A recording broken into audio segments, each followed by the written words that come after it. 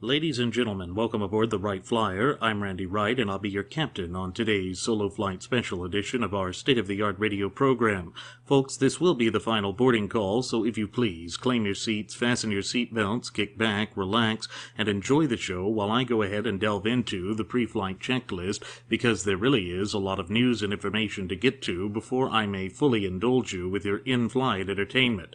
Well, folks, if there is one thing that we can gather from the acolytes of Pavlov's School of Journalism for the salivating mainstream media, it's that they don't want the American people to feel as though there is a bright and prosperous future here in the United States. As Jeremy and I have oft-times repeated on past episodes of the Wright Flyer, this has a direct correlation to the radical and extremist Fabian socialist agenda that is adhered to by the proponents of the mainstream media.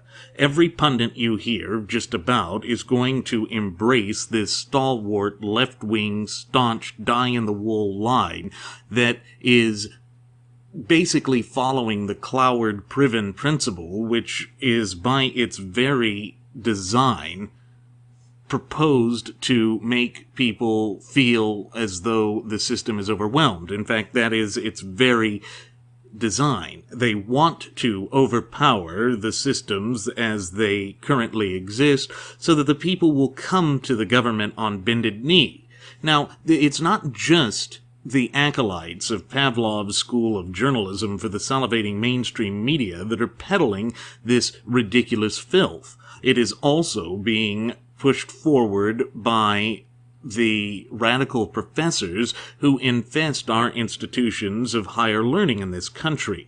And I was certainly exposed to this when I was in college, and that has been, let's see, I started college 12 years ago, and I graduated 8 years ago before starting law school, so that tells you that it's already been a fairly significant amount of time, and even back then, it was in full swing. You know, it was up to the student to actually go out on his or her own to delve deeper into the truth, looking at the primary sources, or at least primary sources in my field of study, because I was a history major. And when you stop and think about the massive extent to which these acolytes of the left have gone to obfuscate the truth, it becomes clearly alarming when you just see the scope of it. The scope and breadth of their treachery knows no bounds, and they are absolutely determined to rewrite not only the history of the United States, but the history of the Western world.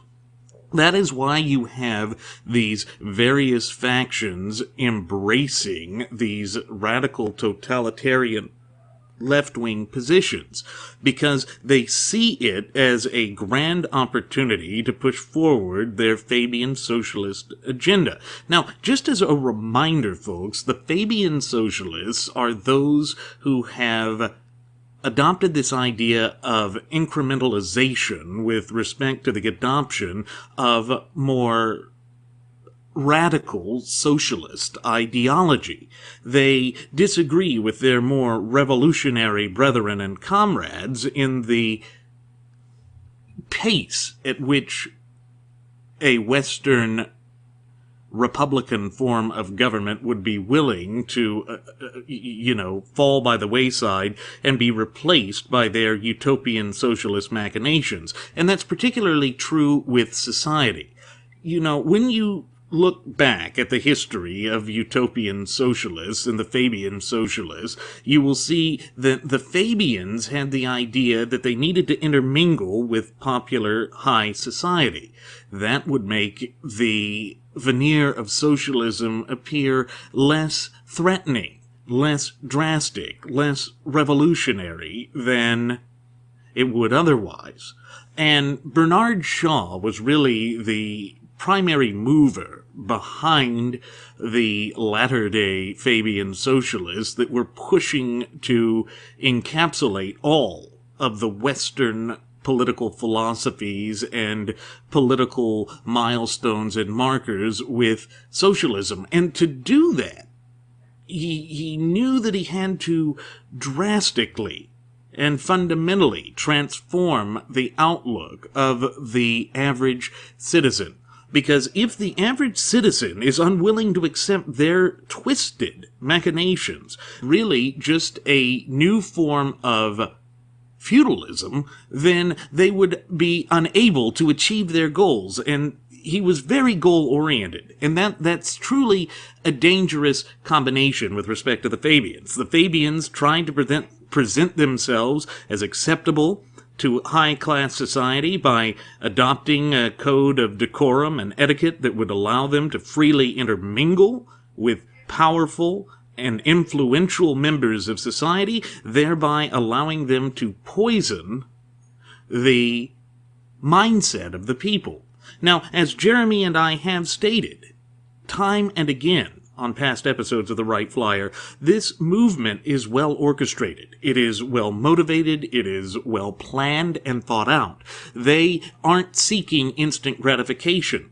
Now, the useful idiots that they will use to carry out their twisted machinations and dreams absolutely are for instant gratification.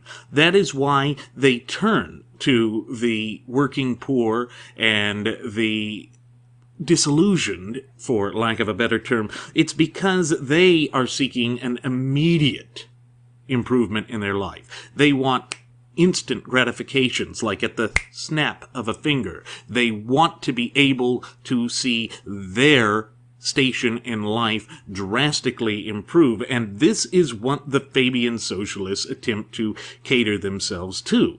And the point that I'm making with this is I'm tying it into a New York Times article that I read that is just absolutely disgusting in the scope of its propaganda and what it is trying to accomplish. And so it really does require us to delve a bit deeper into what they are saying.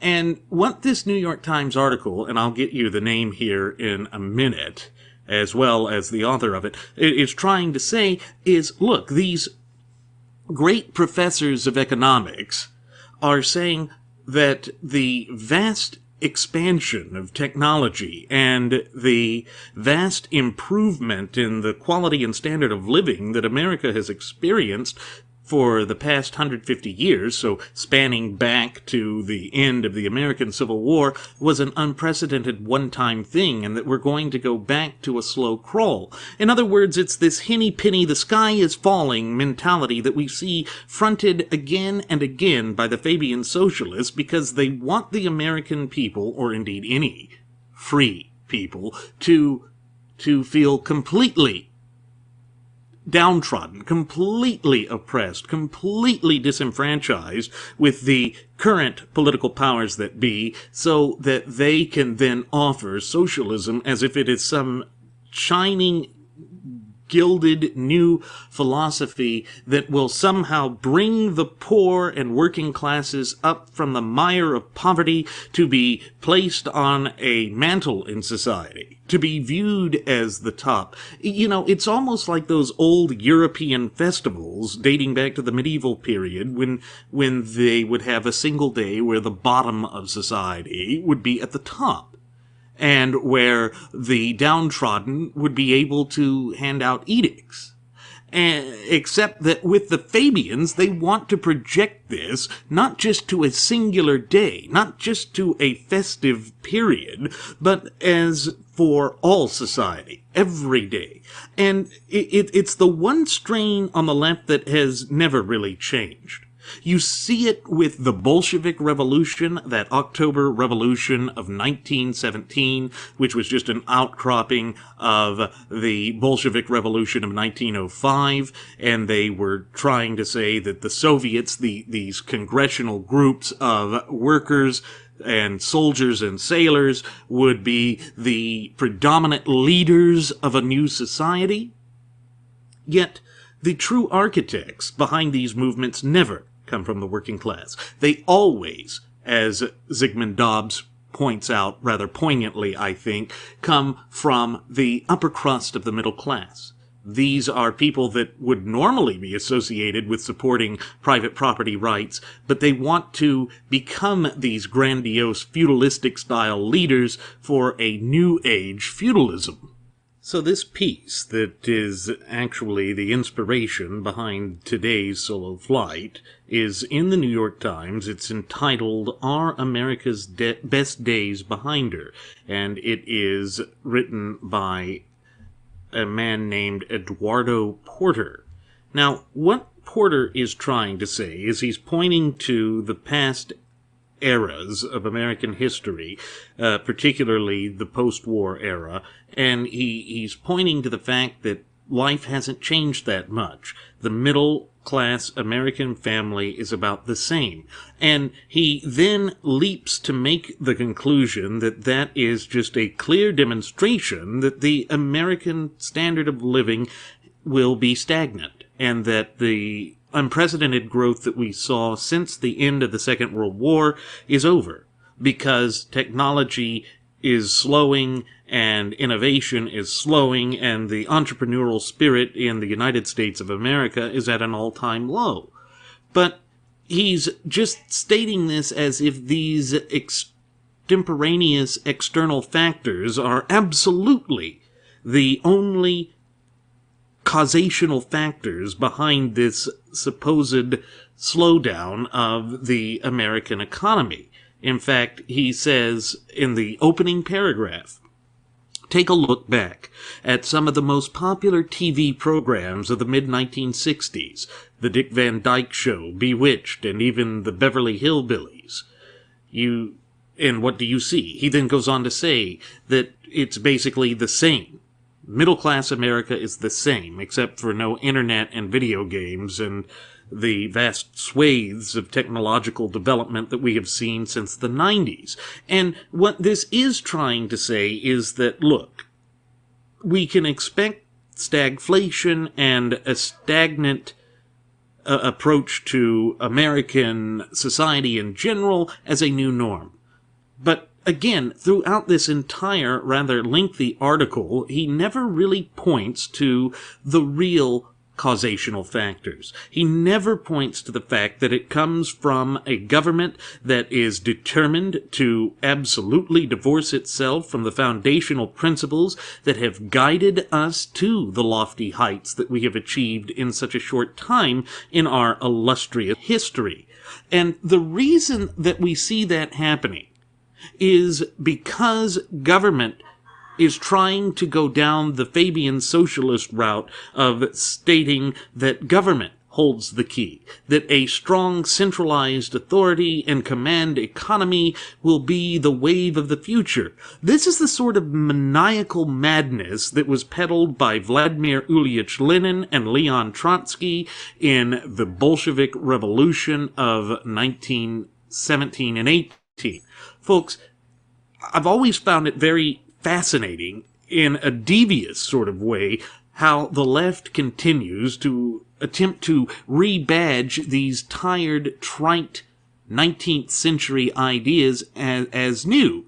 And what's even more laughable about it is they keep pointing to those of us who wish to preserve the Constitution, that wish to, save our fundamental and unalienable rights to be enjoyed and exercised by future generations throughout posterity, as being somehow outdated, somehow being quaint or antiquated. But again, as Jeremy and I have frequently repeated on past episodes of the Wright Flyer, the natural law tenets, because if you actually look at what our structure of government is, the tenets of federalism, and indeed the constitutional principles that have been a guiding light since this country's birth, are timeless. So it's an erroneous argument, a faulty premise from the get-go, and they are simply doubling down on these arguments as if they think that a lie repeated often enough will become the truth. And that is straight out of Joseph Goebbels' tenets of propaganda. But the other thing that Jeremy and I have stressed time and again is that in order for that to truly be successful, in order for them to dupe the American people, and not just the American people, liberty-loving people everywhere, into buying into this rubbish and hogwash that socialism is some sort of newfangled, messianic vision. They have to make sure that the propaganda is boomerang-proof. It has to be carved up into little pieces so that the people will find it palatable, but it also has to be done in such a way that its poisonous, bitter aftertaste is, not noticeable. That is why the graduates of Pavlov's School of Journalism for the salivating mainstream media always lie. And let's face it, folks, they have been intellectually disingenuous from day one. As my solo flight special that focused on the salivating mainstream media demonstrated, the type of sensationalism that we see in journalism today is nothing new. It has been with us since the glory days of William Randolph Hearst. And folks, need I remind you that arguably one of the greatest films ever made, which was a masterpiece, even though it wasn't recognized as such in its time, by Orson Welles, was Citizen Kane. That was an exposé of William Randolph Hearst, and the dictatorial manner in which he sought to dominate America's information media. And looking back at the writings of, visionaries like Zygmunt Dobbs and Archibald Roosevelt, we see that that they were keenly aware of this, that it was something that they were not unaware of.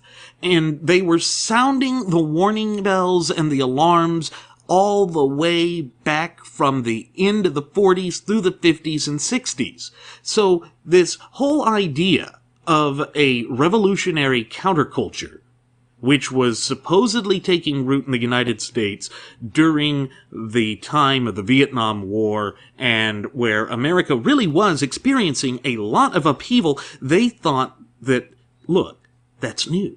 That's a new thing. But it never was. A countercultural type thing is just a device, a tool in the arsenal of despotism. And folks, that really is what we are facing. We are facing the same twisted machination and ideology and political philosophy that plagued Eastern Europe since the fall of the Iron Curtain, and then that philosophy is still there in the guise of people like Vladimir Putin.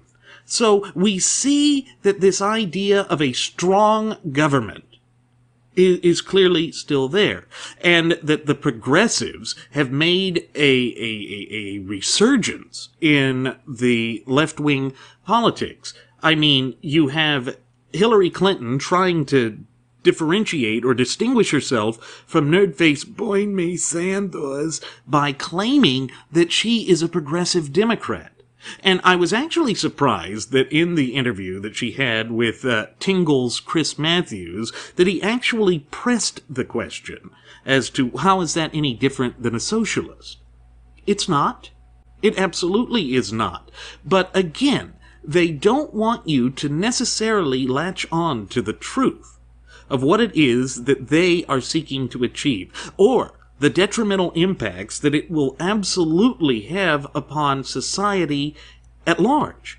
And the reason they don't want you to see this is because they honestly do believe that this will somehow reinvigorate the United States, that it will make up for or correct past injustices, which they consider to be grave injustices, and to set the United States of America on a path of true equality. Again, folks, it goes back to the notion of semantics. These left-wing ideologues, these stalwart wannabe potentates, dictators, and despots really want to redefine equality.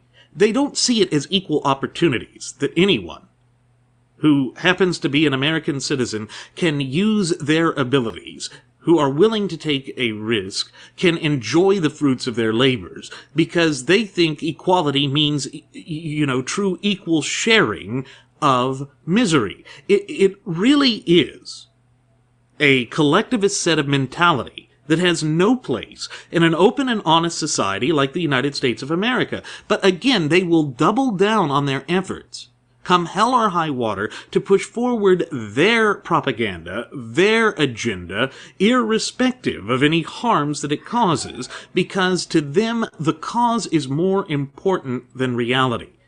And that is why their identity, their ideology, is so twisted and backwards and incompatible with what it is to be a free, open, and honest society.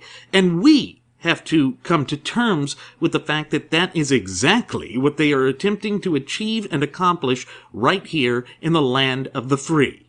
Now, the economist that Eduardo Porter quotes is actually a professor at Northwestern University, and his name is Robert J. Gordon.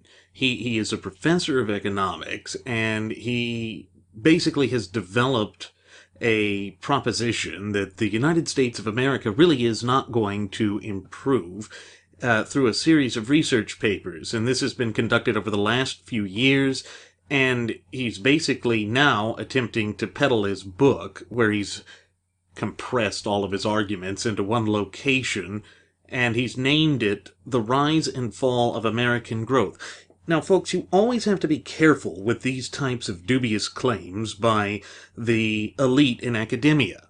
Because I recall when I was in college, the professors would be almost giddy in saying that this would be the first time in living memory that the preceding generations would be less well off than the previous generations, and there was a true excitement to that. They felt like they had accomplished something, and that is literally the type of message of dejection that they are delivering to the up-and-coming generations. Now, why should this matter? Well, the reason it matters is if you condition the up-and-coming generations to proactively believe that the United States has reached its pinnacle of success, that it is now on the path to ruination, you thereby make it all the easier to mold the generation to open their arms to Fabian socialism. And I actually believe that that is why we have seen this rash of the cancerous doctrine of political correctness just spread like a virus through our institutions of higher learning. And of course, this is nothing new. Irrespective of the fact that these academicians are going to try and convince you that what they are seeing is a new trend, these warnings have been with us for over a half century. And I point back to the visionary Zygmunt Dobbs, who was a professor at Harvard University, pointing out the way that Keynesian economics was being used to condition people for Fabianism. And this incrementalization of socialism in the institutions of education, combined with the graduates of Pavlov's School of Journalism for the salivating mainstream media, is all used in conjunction with one another in order to propel the society away from the traditional values which are based on the natural law principles that underpin our shared constitution and thereby our fundamental and unalienable rights. So it's all a political ideology that is wrapped up in a false belief that it is merely an approach to economics. And so we see that Professor Gordon, who wrote this book, is saying that when you look at American living standards since the war between the states and the way that things have slowed down,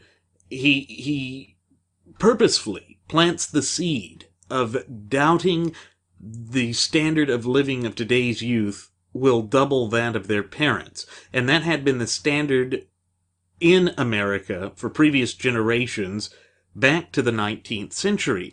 And, I think it's a bit of a false position and a misleading position for Professor Gordon to take because he is just trying to say that this is economic factors, not looking into the fact that it is government and the overzealous type of regulations that a Fabian socialist type government would implement.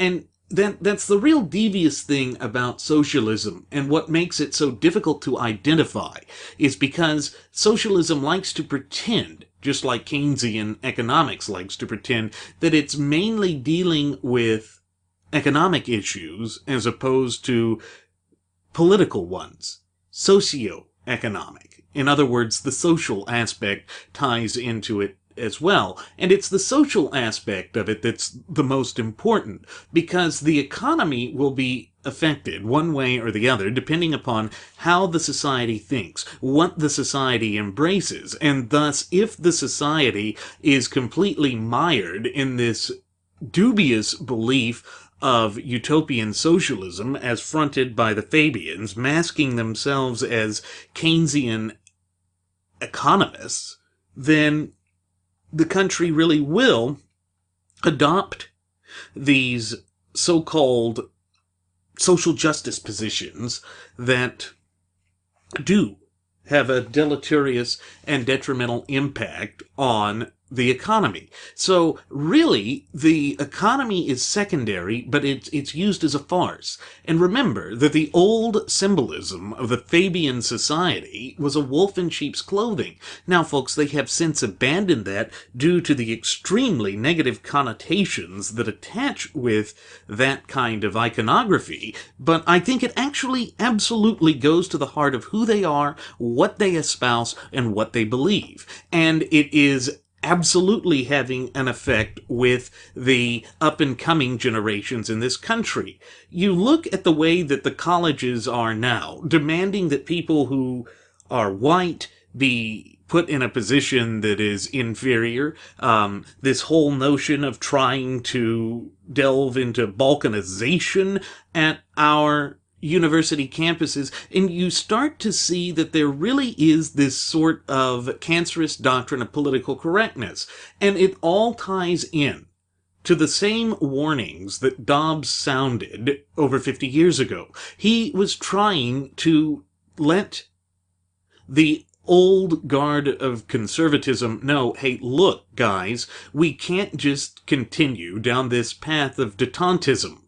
Live and let live. And folks, that is why I refer to the so-called establishment wing of the gutless opposition party, or GOP, as the détente wing. They are the ones that still believe that we can just capitulate, that we can give ground, and that the Fabian socialists will work with us. But going back 50 plus years, as Dobbs warned in Keynes at Harvard, these people don't want to work with us. They're radical revolutionaries, and this can be seen in their own ideology and in their own writings. A perfect example of this would be Saul Alinsky's Rules for Radicals. That was developed to spearhead the point of Fabianism to become even more vicious, rabid, and radical, and that absolutely is having a deleterious effect on our campuses, on the thought processes of the up-and-coming generations,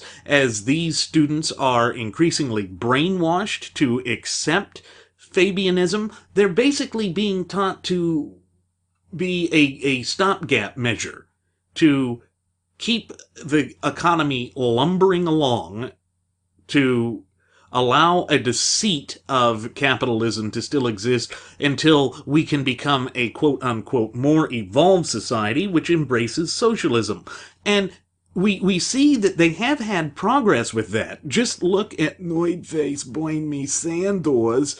Sanders has come out and is not even timid about the fact that he is a socialist. Now, he tries to temper his socialism away from the so-called more radical type of Marxist socialism, but democratic socialism is socialism. It's Fabianism by another name.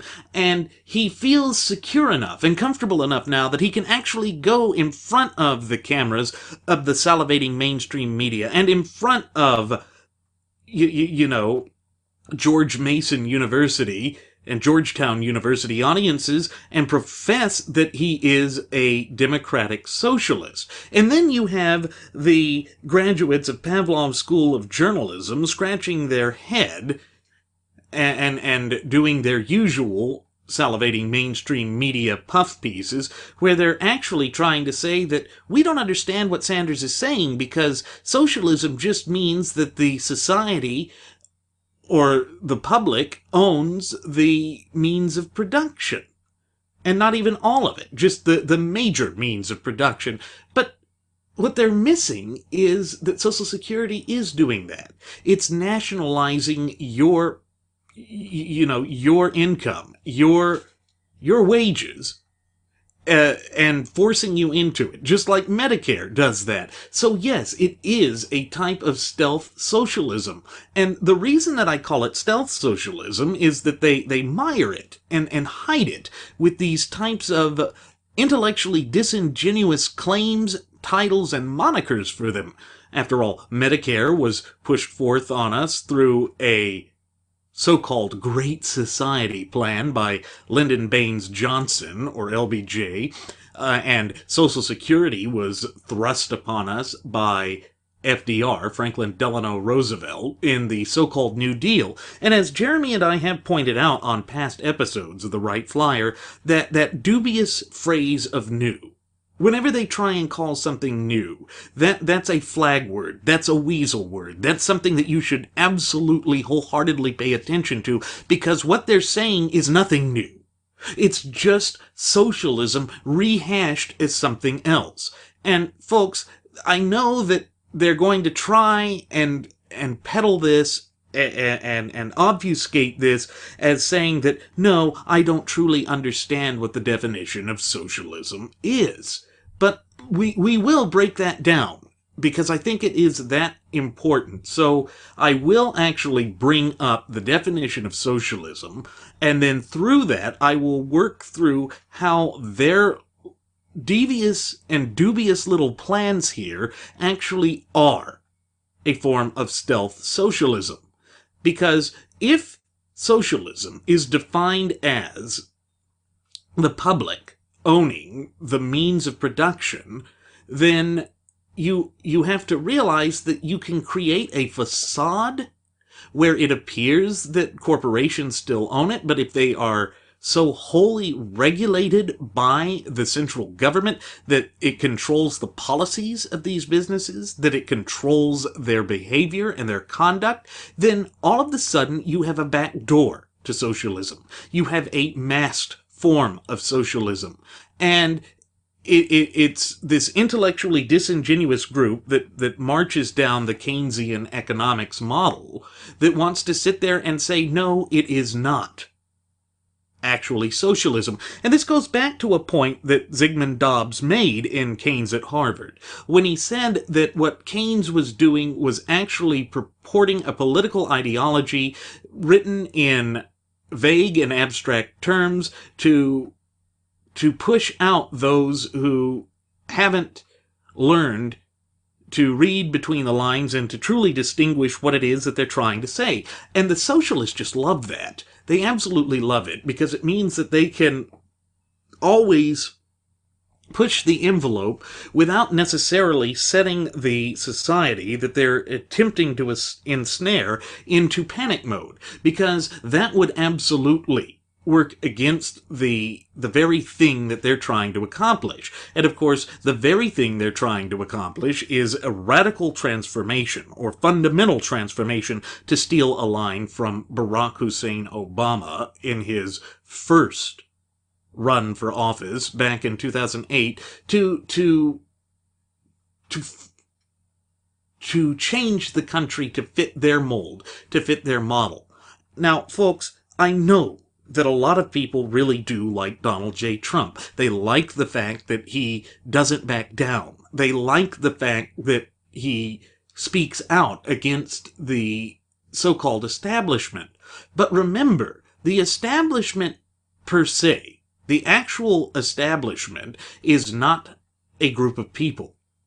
That's why I call them the detente wing. It's the establishment are the actual foundations of the country. And what I mean by that is the natural law tenets that are timeless, that underpin our shared Constitution. And if you ever listen carefully, Donald Trump never mentioned specifics with respect to the Constitution.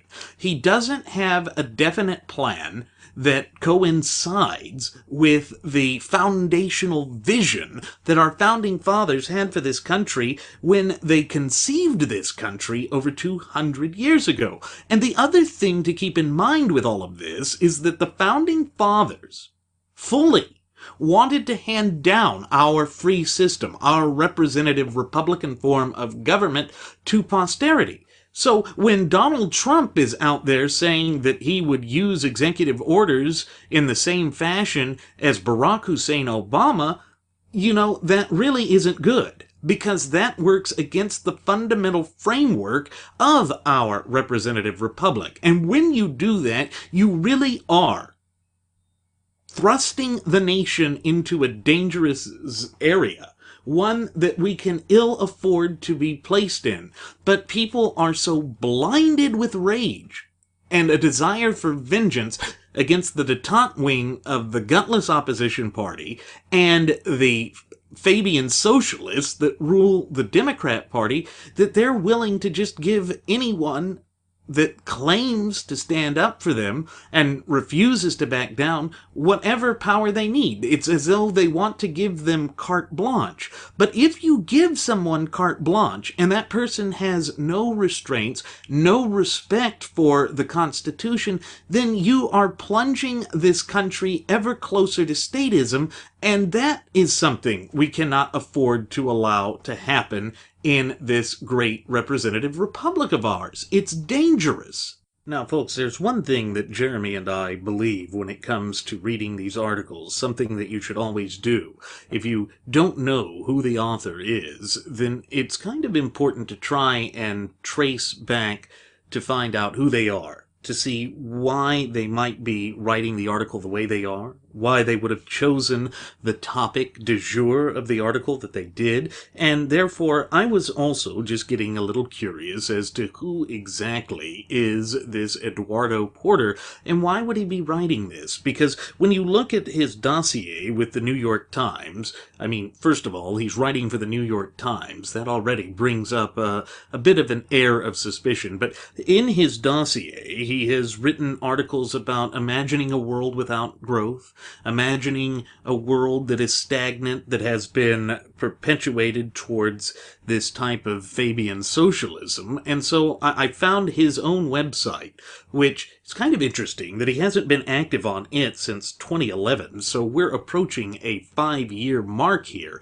a half-decade since he's actually written on his own blog. But anyway, Eduardo Porter puts himself, or in his own little mini biography here, that he writes about business, economics, and many other matters as a member of the New York Times editorial board. He has also worked as a journalist in Mexico City, Tokyo, London, Sao Paulo, and Los Angeles. And it also says that he was the editor of the Brazilian edition of America Economia.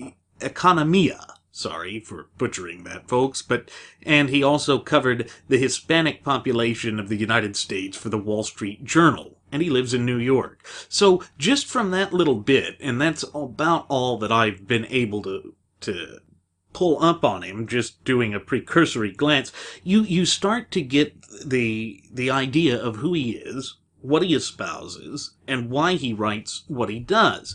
And I said that this is important because when you actually go back to his article of America's Best Days Are Behind Them, it goes to show that it's in line with this agenda he has. He has other things like Republican candidates grapple with the touchy topic poverty, again focusing on one of the favorite topics of Fabian socialists. Then he has racial identity and its hostilities are on the rise in American politics. And again, it's almost as though he's trying to couch it with the veneer of objectivity. But when you look at the way he writes, it's it's clear that he has an agenda. He says, for instance, the growing concentration of income means that when whatever the growth rate, most of the population will barely share in its fruits. Folks, that too is a type of code language, and it's what you have to look for when you're reading through these articles to discover bias. Now, they are very crafty in attempting to hide their bias, and that's why I think it's important that I delve into stories like this just to provide you with a little bit of insight. And then you can also see it with some of the other articles he's written as well. Another one that it shows here is an aging society changes the story on poverty for retirees. Then preparing to raise rates, Fed underestimates benefits of more inflation.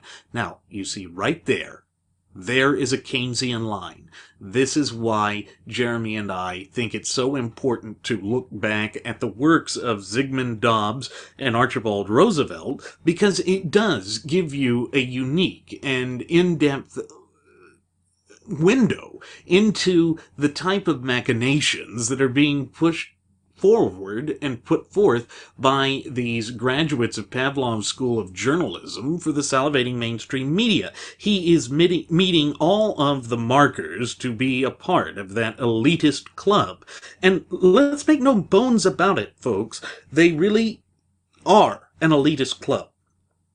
These journalists really do look down upon you and me, and average, red-blooded, hard-working American citizens, as the great unwashed Hun, something to be viewed as a quaint curiosity to then be scuttled aside, to be shuffled aside and then replaced with the shifting demographics. And folks, it's not that demographics per se is important. That's one of the red herrings that these Fabian socialists like to throw out. It's not that. What it is that they see demographics more as an ideological type of view. And that's where the illegal alien issue becomes so big, because they're ushering these people in without having them go through the naturalization process, which is, at least in theory, designed to weed out those who don't espouse any loyalty to the United States, and to show that these incoming new prospective citizens actually do hold an understanding of our philosophy, our way of life, our system of government. No nation on earth can survive without having these sorts of tests in place, without having these sorts of requirements to citizenship in place. And in fact, the United States is far less strenuous and strict with respect to the conditions that we put on naturalized citizens than any other nation on earth. Now, this also draws me back to this specious argument that is being put forth by Donald Trump and his Trumpeteers with respect to Cruz's natural-born citizenship status. Folks, that is a political question that has been addressed. And as I've addressed on prior episodes, anyone who is born to an American citizen is an American citizen. And you see, that's another unique aspect of the United States. We're the only country on earth that has geographic birth as being considered a grounds for citizenship. And the debates that were there were more akin to adults coming into this country who lacked any and all loyalty to the United States. And it's almost like the natural law Judeo-Christian principles that have underpinned our founding, when you know that Judaism is passed through the maternal line as proof of being a practitioner of the Jewish faith or of the Jewish lineage.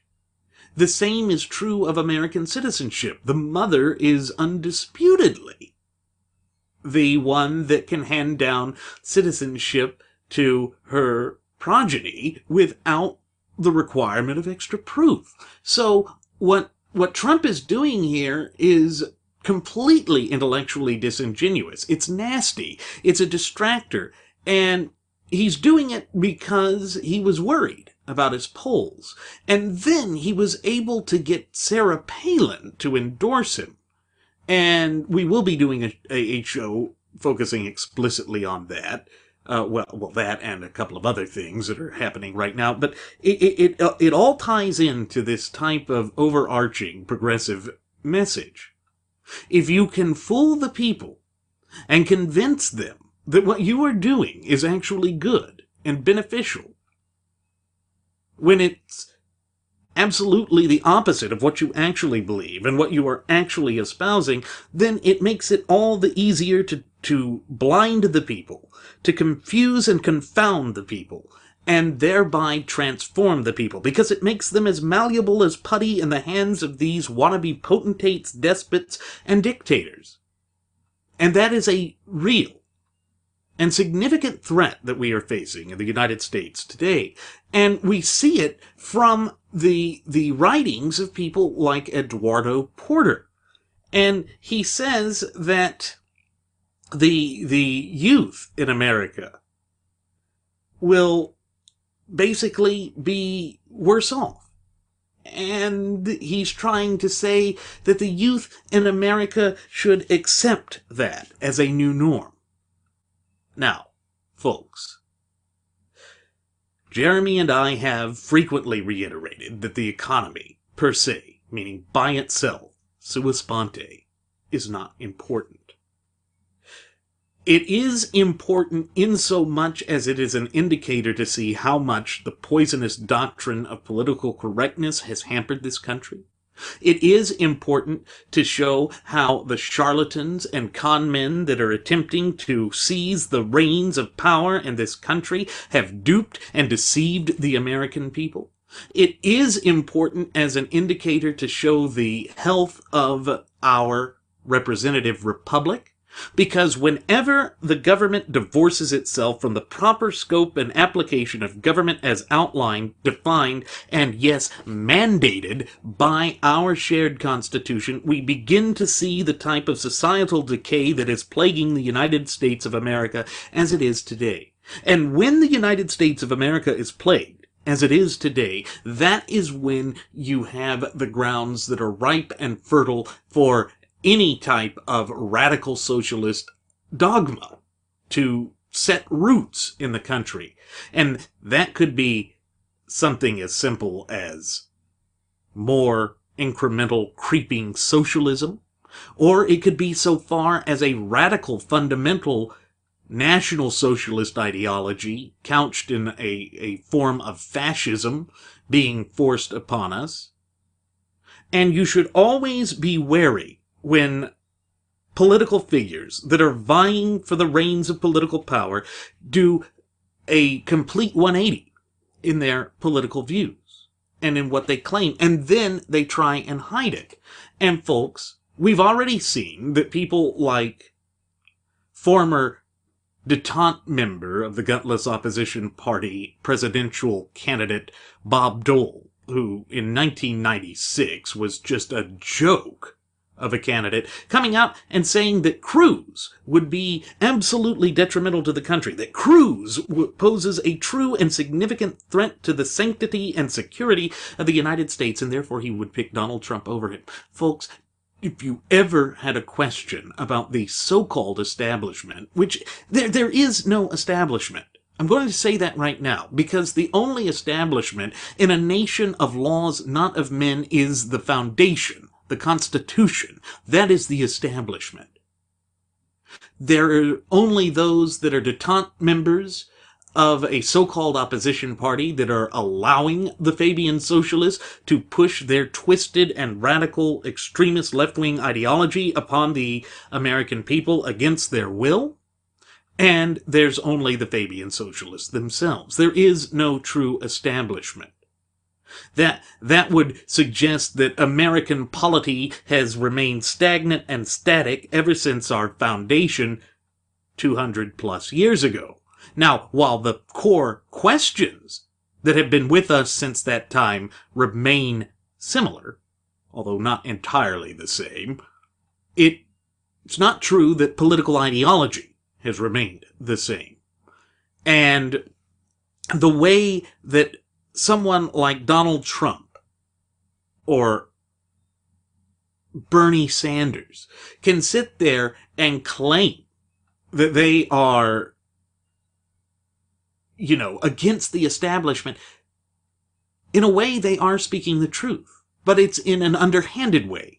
And what it means is they are absolutely against the establishment of this country. They want to see a fundamental transformation of this country. Look at the campaign slogan of Trump. Make America great again. No.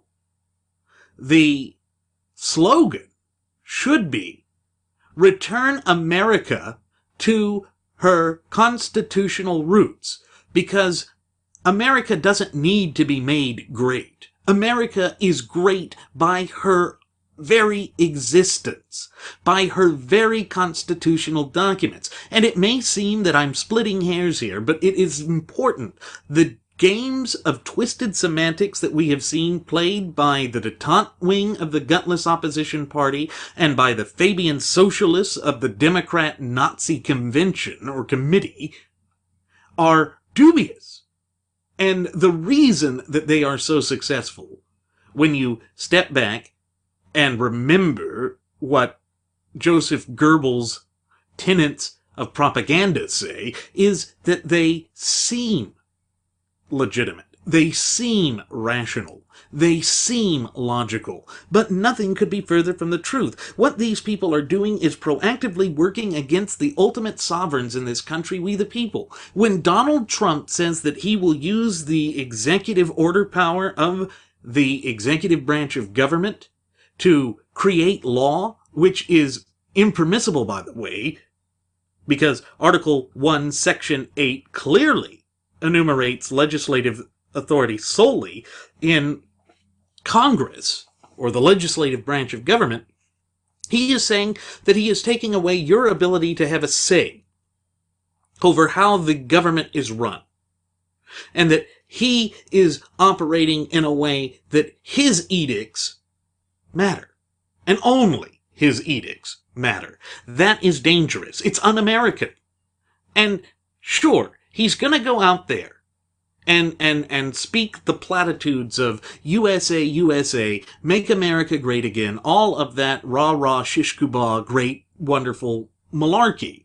But that's exactly what it is, folks. It's malarkey. It has no connection with reality. It's not going to make the country good. It's certainly not going to get us any step closer to what it would really take to spark a renaissance in this country. And what it would really take to spark a renaissance in the United States of America right now would be to return to strict adherence to our Constitution.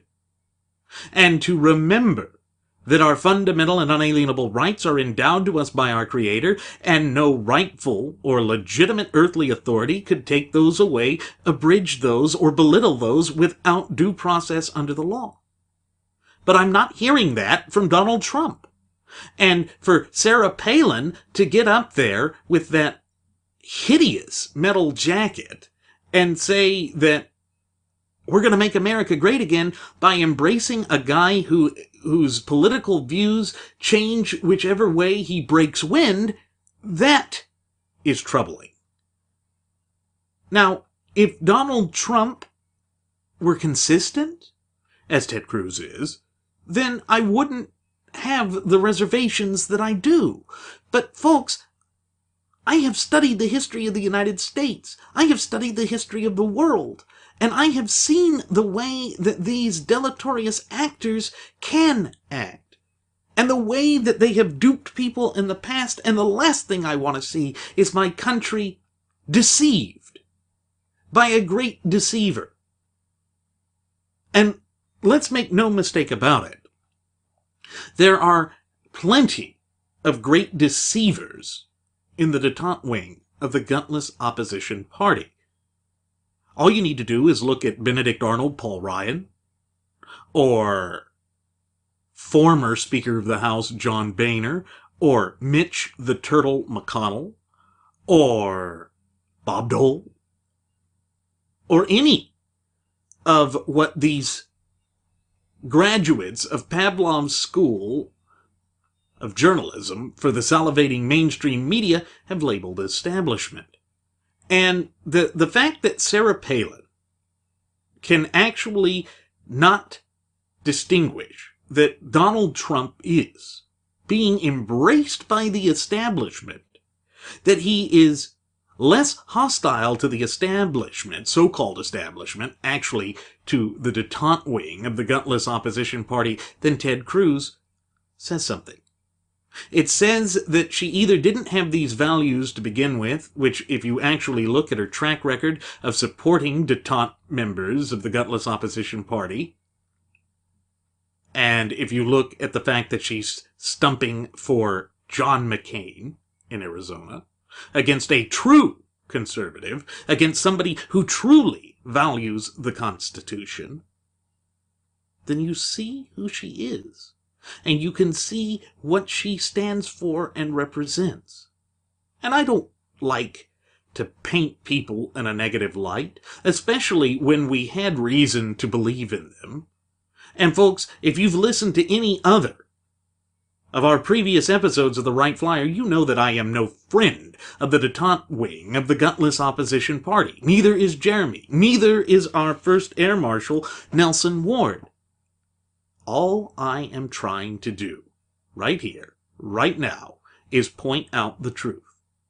And to guide you towards what I think are absolutely legitimate problems that are facing the United States of America. Genuine threats that we need to be concerned about because, folks, this country is approaching a point in its history where it could live or die.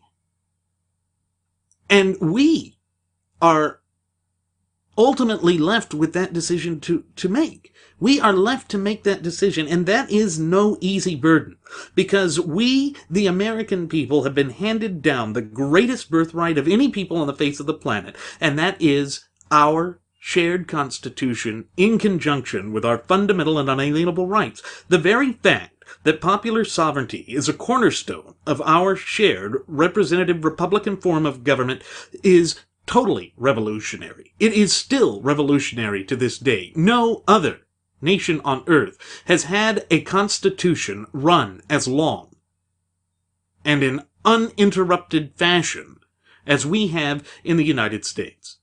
And folks, that is no light thing. That is no marginal or trivial aspect of our country.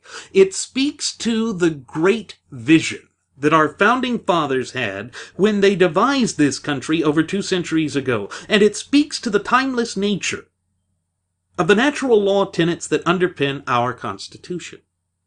And the fact that a charlatan who has no moral compass, no principles, so to speak, can dupe as many people as he has is frightening.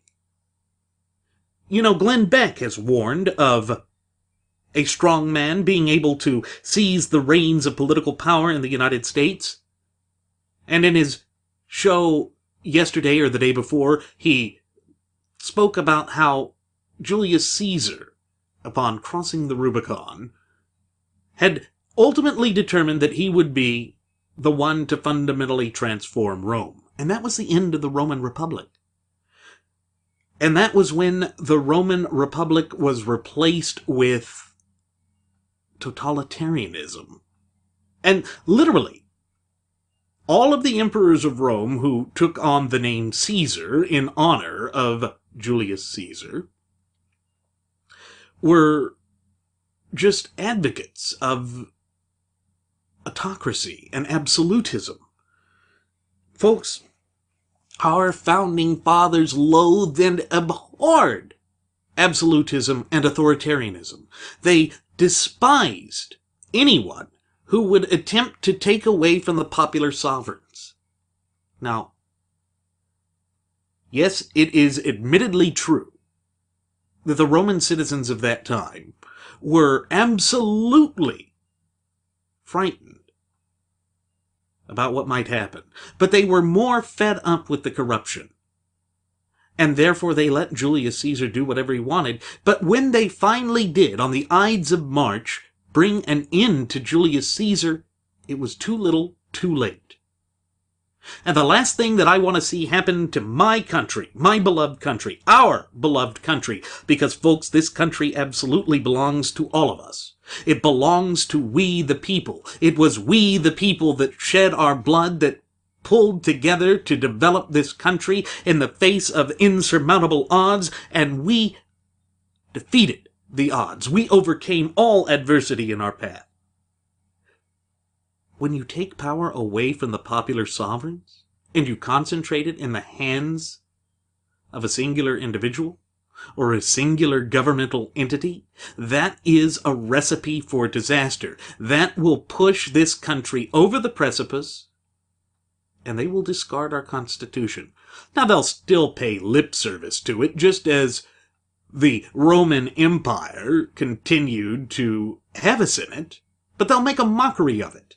Look at Caligula, who wanted to put his horse in the Senate to show how meaningless the Roman Senate was, and absolutely under an autocratic, dictatorial regime in which the Senate had no power and in which the people, or the citizens, had no say. Then you have true despotism. Then you have true tyranny. And that is the danger we run in looking to charlatans to save us. Folks, no one can save us but we ourselves. And don't think that you're going to find that in any politician. But what we do need is a politician or a leader who will put this country back towards its foundation. That is the step to do this peaceably. But the window of time to accomplish that is fast running out. The sands of time are pouring against us. And we must make the ultimate decision as to whether we are going to embrace this continued, twisted march towards depravity and destruction, or whether we will go back to our foundational principles. This is the cry of history. And if we fail to make the right decision right here and right now, history will be a very harsh judge of we the people, and we will have no one else to blame but we ourselves. Eduardo Porter does point to some passing criticisms of Professor Gordon's basically apocalyptic view of the future. And he basically says that it's difficult to make these predictions well into the future because we really don't know what type of situations might apply or what sort of circumstances will occur. After all, trying to read future tea leaves is an art unto oracles, and they went the way of the dodo way back after the rise of Christianity. But it does go to show that these people are going to try and use these pseudoscience models to predict a future which is both bleak and dark, a future which no one will really want to have any part of. And of course, this is something that Zygmunt Dobbs warned us of in Keynes at Harvard as well. He said that what they try and do is pass off Fabian socialism as a type of science, and all of these analytical markers that we see with respect to the economy and the woe is me, henny penny, the sky is falling, falls absolutely into that type of pattern that he attempted to warn us of. You know, when you actually think about what it is that Zygmunt Dobbs warned us of, and in the time frame in which he was working, he truly was a revolutionary visionary who was trying to go out of his way to ensure that our representative Republican form of government would not be subverted from within.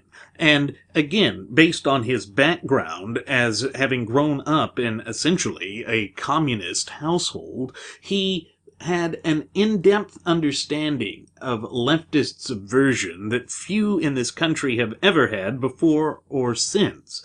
And it's important to realize that his warnings are just as applicable today as they were 50 years ago, because the left in this country is just as subversive as they've ever been. They haven't abandoned any of their policies and principles. It's why if you go back to the time of the first Red Scare in this country, I'm talking around 1919 and 1920, we see that the left referred to themselves as progressives. Now, that title, that little axiom by which they referred to themselves had fallen out of favor because the right had understood what it was and had moved with swift response to snuff it out.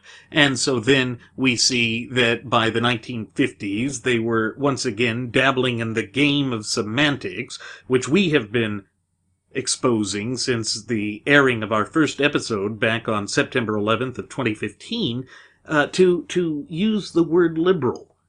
And, you know, there really is something devious and intellectually disingenuous about their attempting to use the term liberal. In its classical sense, a liberal is someone who supports small government, that is decentralized, that absolutely believes in a representative Republican form of government built on the natural law principles of popular sovereignty and separation of powers.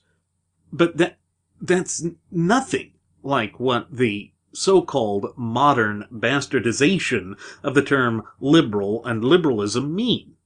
Because what those terms mean today is someone who is espousing Fabian socialism, someone that wants to increasingly concentrate power in the hands of a select few, an elite that is well versed in socialist and Marxian doctrine, in order to completely infiltrate the body politic of the United States of America. Folks, if it sounds conspiratorial, it's because they are conspirators in a criminal conspiracy against the true wielders of sovereignty in this country, we the people.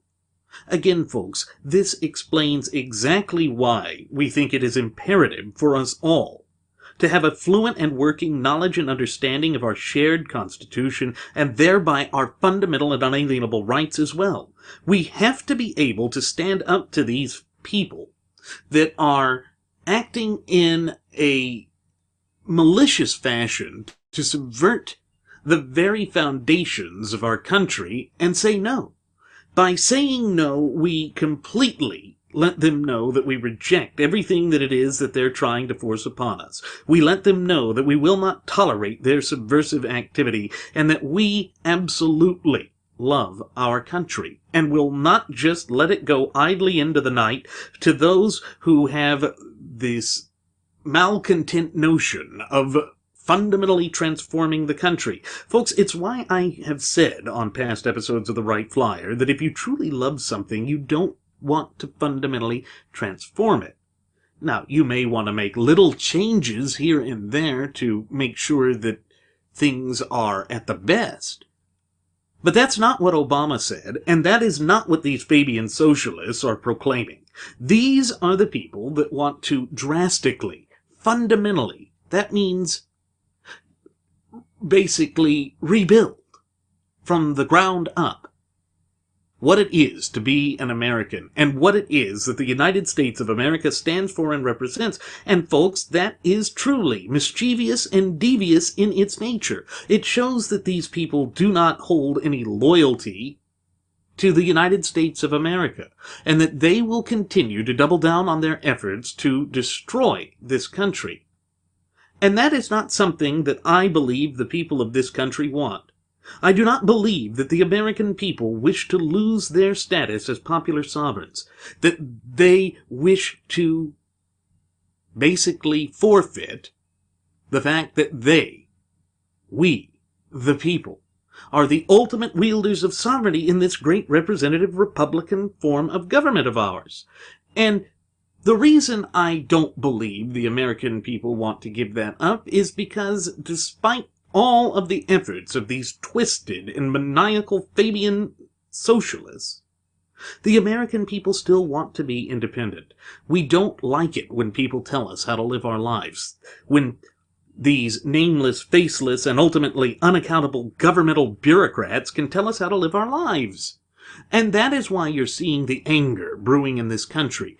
Because on the one hand, you have a completely feckless, spineless, and ineffective opposition party, that being the gutless opposition party, or GOP, and on the other side you have die-in-the-wool Fabian socialists that are hell-bent on the absolute and total destruction of the United States of America. Everywhere you turn, these people are going to react to our attempts to preserve the Constitution and to ensure that the generations into posterity, those up-and-coming generations, and even those generations yet to be born, will be able to exercise their fundamental and unalienable right without the fear of the oppressive, heavy hand of government coming down upon them, besmirching and belittling them, and depriving them of their fundamental and unalienable rights. That is the way that our founding fathers had envisioned this country going on until kingdom come. But we see that these nefarious elements that are nothing more than the adherents of a failed ideology which has no place in an honest and modern civilized society are very effective in creeping in. It's because they have planned this as a battle tactic. They really do view us as the enemy. Remember, folks, it was not by accident that President Barack Hussein Obama claimed to have an enemies list. It was because he absolutely views those of us that adhere to the Constitution and advocate for the Constitution as enemies. Now, going off of the Fabian socialist tenets that has been with them at least since the time of Bernard Shaw, he likes to claim the veneer of being a constitutional scholar. That way it appears as though he has become well-versed, or is well-versed, in the rules of decorum and the code of conduct, and can move around nonchalantly in civilized society and in the upper crust of society. But he is absolutely an adherent of the Keynesian model of economics, which is nothing more than a front for Fabian socialism. He has grown up around Fabian-type socialists. He absolutely despises our representative Republican form of government, and we must be alert to the fact that that's exactly who he is, and he's made no bones about it. All you have to do is pick up one of his books, and you'll see it right there in crystal clear, black and white text. He's not hiding it. And look at the way that he selectively enforces the law. He thinks he's above the law. That is something that all of these utopian socialists, these followers of the Fabian society, believe. They believe that there's a separate code of conduct for them. And as Alexander de Tocqueville said, socialism, in its insatiable desire, with its unending, incessant desire to micromanage the daily facets of our lives, is nothing short of a New Age feudalism. It deprives the people of their human dignity, and it deprives the people of their ability to think for themselves, to be self-responsible, self-accountable, and when you do that, you belittle the people to such a point that you take away any self-pride, any self awareness. And you can see that in America. You can see it with the vast attempts to spread the cancerous doctrine of political correctness, which is pushing balkanization forward in this country, dividing Americans so that there is no longer a nationally accepted identity. And when you do that, you create a divisive environment within the country. You pit citizen versus citizen. And when citizens are busy fighting each other, instead of seeing that there is a true goal and that there is a true unified purpose and identity behind the country, you open the country up for destruction and collapse. And folks, that is what these cynical left-wingers really want.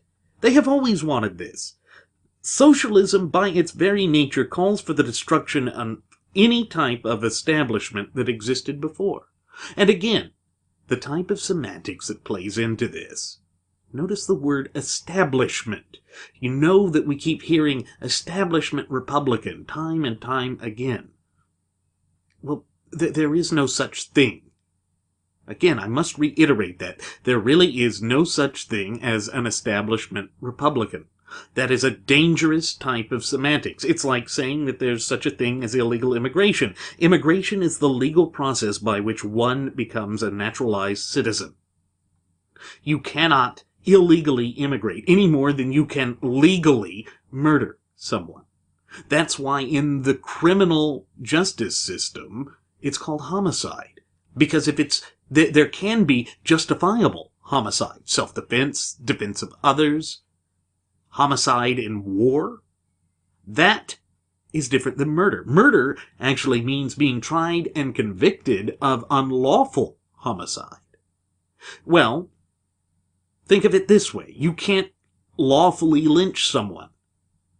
Lynching, by its very definition, and therefore by its very nature, is an illegal hanging. So you cannot legally lynch someone. So how can there be an establishment Republican? Because when you actually look at the establishment, that's not a party or a person. We are a nation of laws. The establishment is our Constitution and our fundamental and unalienable rights.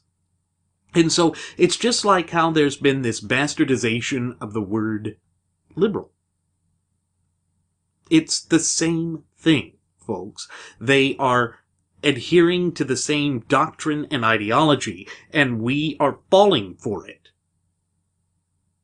And that's why people like Sarah Palin can sit up there and claim that they're going rogue, to steal the title from her book, in lavishly throwing endorsement support in a very nauseating fashion upon a progressive troll like Donald Trump. Folks, Trump is not loyal to our Constitution. If he were, he wouldn't be out on the campaign trail speaking about how wonderful the doctrine of eminent domain is. He wouldn't be trying to encroach upon the fundamental and unalienable right of the citizens to hold private property. You know, our Constitution says that eminent domain is only to be used for very specific circumstances in which it is for a public benefit, and they have to pay fair market value. But we see that in practice that is not how it's been used, and that Donald Trump has used that to get property that he wanted for pennies on the dollar. That's not fair. That's not rational. That doesn't follow the natural law tenets that underpin our shared Constitution, and it certainly doesn't respect or uphold our fundamental and unalienable right to keep and bear property. You know, to keep and hold property. And he's had statements in the past where he was totally anti-gun, going back to an interview that he had with Larry King back in 1999. He just said that ultimately we shouldn't have them. Well, that's diametrically opposed to what the Founding Fathers concluded, and I'm sure he's of the type that wants to claim that, well, certain parts of it are antiquated. Well, you'll see that language start to develop once he's sure he's duped enough of the Republican base to move forward. And this is why you see the phenomenon of detente members of the gutless opposition party, what is formerly known as the establishment wing, because there really is no such thing as the establishment, like Bob Dole, are coming out in full support of Donald Trump over Ted Cruz. They dislike Cruz, and you have to pause and ask yourself why. No, it's not because of the distraction of the so-called citizenship question. The natural-born citizenship. It's not because of that. It's because Cruz, at his core, consistently, resplendently, has always been an adherent to our Constitution. He has been a defender of our Constitution. Folks, as Jeremy and I have reiterated time and again on past episodes of the Wright Flyer, if we are going to see this country experience a true renaissance, we are going to have to return to strict adherence to the proper scope and application of government as defined, outlined, and mandated by the Constitution. And that means every level of government. Now, I'm just not seeing that from Trump. I'm seeing it from Ted Cruz because that is who Ted Cruz has always been. He's been unwavering on that. He has been uncompromising on that. And you even see Trump attack him for that. You know, going after him for calling Mitch McConnell a liar. Well, guess what, folks? Newsflash, Mitch McConnell is a liar. Benedict Arnold Paul Ryan is a liar. And Donald J. Trump is a liar. I'm not going to back down from this. You may not like what I'm saying. That's fine. I hope you still listen, because I'm trying to empower you to see through the morass that we always get with these charlatans. But you're free to believe whatever you want. And I don't expect you to take my words here at face value. I expect you to dig into this yourself. Look into his past. Folks, people's political positions, unlike the natural law tenets that underpin our shared Constitution, are not timeless. They're finite, just as our lives are finite. The Constitution and the natural law tenets that underpin it are timeless. They will outlast us. The Constitution is equally applicable today as it was 200 years ago, as it will be 200 years from now. And I know that I have repeated that ad nauseum. But it is such an important message that it bears repeating. And it's not a lie. What it is the truth. And the truth is what will set us all free. That is why the United States was a free country for so long. It is why we have the longest contiguous running constitutional document in all of world history. It is because this nation is based upon and built upon the truth. The honest to God's truth. It is that truth that will see us through all adversity, and it is that truth that will see us back to prosperity. You see, America can only be great when we adhere to what made us great in the first place. Donald Trump hasn't said anything with respect to that.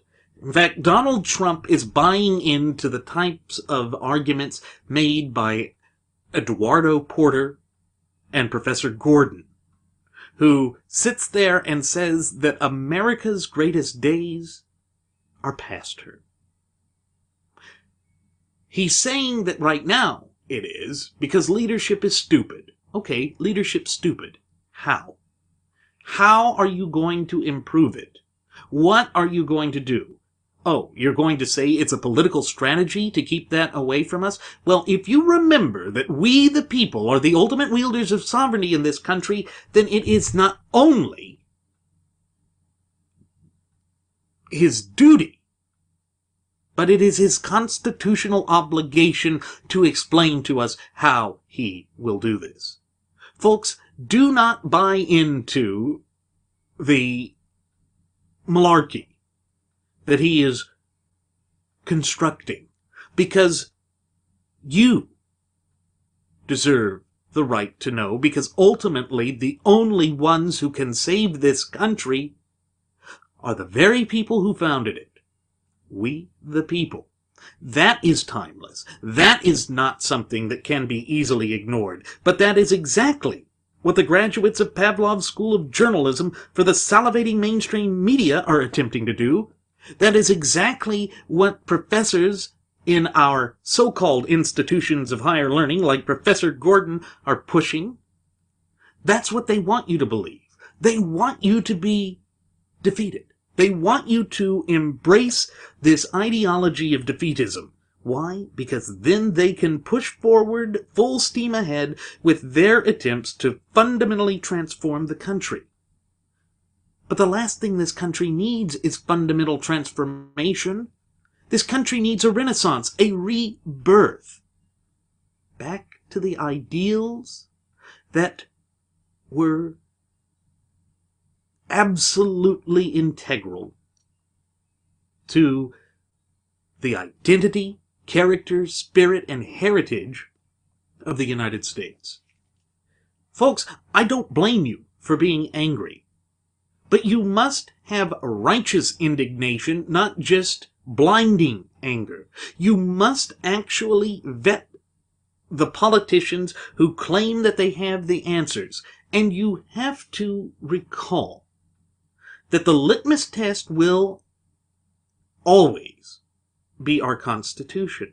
And when a politician is unable to really point to the Constitution, or refuses to give you something, or when you see that their blind adherents are trying to say, look, sure, he may have said stupid things in the past, but his past doesn't matter.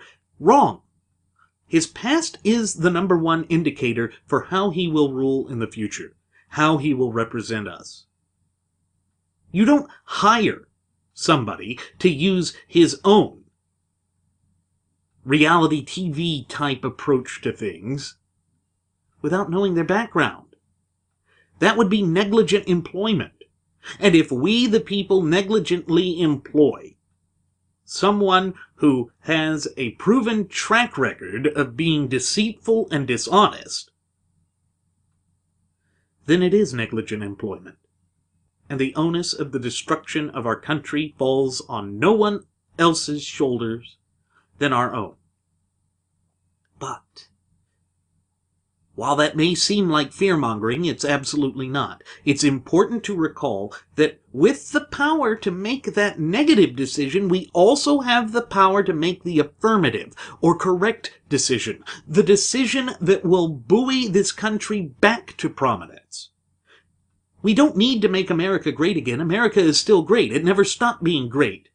The Constitution is the greatest thing that has ever been penned by the hands of man, divinely inspired by Providence itself. We are just so caught up in the weeds that we cannot see reality for reality's sake. And that is a danger that we can ill afford to accept right now. Otherwise, what we will do is make these fantasies by the Eduardo types, Eduardo Porter trying to say that America is basically stick a fork in it, it's done for. Or these professors that get a giddy, excrement-eating grin on their face when they tell the up-and-coming generation that you don't have a future. Your future is meaningless.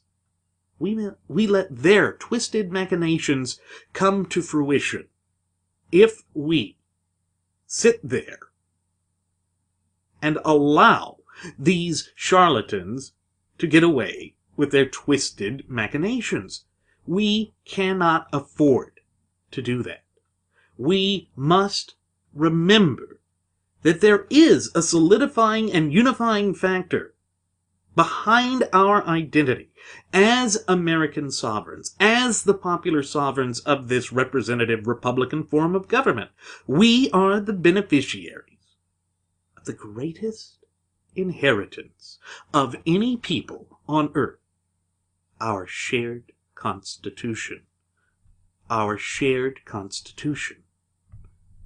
It's important that we recall that our shared Constitution is what's so important, because it is that very document that represents the contract between we, the popular sovereigns of the United States, and the government. It is through that document that we understand the proper scope and application of government. And we know that it is through that document that we are safeguarded from the arbitrary and capricious actions of a rogue, tyrannical, and despotic government. When we divorce ourselves from the natural law tenets that underpin it, and the Constitution itself, that is when we start to see the destructive and decaying forces of tyranny. That is when we see the moral decay of our people. That is when we see the indoctrination of the up-and-coming generations. Folks, the only ones who can put an end to this is you and me and our friends and our families and private citizens throughout this country. It's not going to be a Donald Trump that saves this country. It's not going to be a Ted Cruz that saves this country. It won't be an El Jefe Jeff A. Bush. It won't be John the Mushroom Kasich. It won't be Hillary Rotten Clinton. And it certainly won't be Nerdface Boy Me Sanders. It's got to be we the people. We the people formed this country. We the people delegated certain amounts of governing authority to the government, and when they are in breach of contract, they have violated that sacred trust between the people and the government. And the proper role of government is lost in the hedgewaters. We can ill afford that. We cannot just back down and hand it over to some charlatan because we are sick and tired of politics as usual. If you want to change the arena of politics in this country, you must restore the proper scope and application of government, and to do that you must resume your position as a proactive member of society, as the true and ultimate wielder of sovereignty in this country. That is something that only we, the people, can do. No one else can do that. It's just like the notion that the Constitution of the United States of America, that great and glorious contract, it belongs to we the people. It doesn't belong to any one particular person. And it sure as hell doesn't belong to the government. It doesn't belong to Barack Hussein Obama. And I don't care how much Donald J. Trump wants to throw money at it, it doesn't belong to him either. If Donald J. Trump is serious about being in favor of the American people and their rights, then he needs to come out and clearly indicate it. He needs to provide us with a step-by-step process through which he will return the country back to strict adherence to the Constitution. On top of that, he must abandon any and all attempts to govern by executive fiat, because that will just lead us further down the road to statism, which is absolutely diametrically opposed to the foundational image and vision that our founding fathers had for this country. Folks, we must remember that that image, that vision, that truly inspirational gift from Providence and on high is timeless. It is not to be tampered with. But when we divorce ourselves from the Constitution by putting in leaders who have no idea what is even contained within the four corners of that sacred document, we only open the proverbial Pandora's box that leads us to these destructive and decaying negative elements that place us in the position that we find ourselves currently. Again, the only way that we are going to overcome that, or to work our way out of that, is to assume responsibilities as the ultimate wielders of sovereignty. Of course, I can already hear the naysayers sitting in the background stating, but, we can't do that. It's too busy. Life is too busy. You know, that was one of the things that Zygmunt Dobbs warned us in Keynes at Harvard. He said that that's what the Fabian socialists always bank on. The average citizen being so caught up in the drudgery and mire of their day-to-day lives that they are incapable of expending the energy necessary to remain abreast of political happenstance and the nefarious agents of tyranny and despotism whittling away at the foundation of their beloved society. Folks, there is a greater good. That greater good is the Constitution, and we should all make time, irrespective of how difficult life might be, irrespective of the stresses and pressures that we experience, to understand the Constitution. Because when we understand the Constitution, when we adhere and live by the Constitution, then we are able to more powerfully stand together in solidarity and unity and place our foot down and say, you can go to hell, and we will preserve our country, because that is what we have to do. If you want this country to survive, that is what is necessary. But you're not going to hear that from a Donald Trump. He just wants you to be riled up. He wants you to be angry. But he doesn't give a damn about the Constitution. And that is unacceptable. It's intolerable. If we give way to raw emotionalism, we are handing the Fabian socialists, who have usurped all power and authority of the Democrat Party, a gift. Because Donald Trump will flip and flop and change his positions, as he always has. Or he will assume the mantle of progressive, superior, or supreme leader and try and run the country like a business. You can't run the United States of America as a business. It's not a business. It is a country. It is a legal binding entity that agrees to adhere to the proper scope and application of our shared Constitution. And through that, it is more sacred than any business can be. And the reason that you cannot just say that it is a business is because it involves life, liberty, and our fundamental and unalienable rights. That supersedes business. That supersedes governmental authority. That supersedes any type of superficial penultimate answers that are being proffered by the snake oil salesmen of our day. We need someone to at least right the course of the country back towards the Constitution. And in so doing, we must become more proactive. We must envision a true America. An America where we are all the continued beneficiaries of the greatest birthright, our Constitution, where no one will ever wake up in the morning and be fearful of the tyrannical, oppressive, and despotic heavy-handed government coming down and clinching upon their jugular, snuffing their life out. We must embrace our true ideology, our true identity, and our true purpose as a nation. And folks, that is, as always, found in the Constitution. The Constitution is not just a guideline.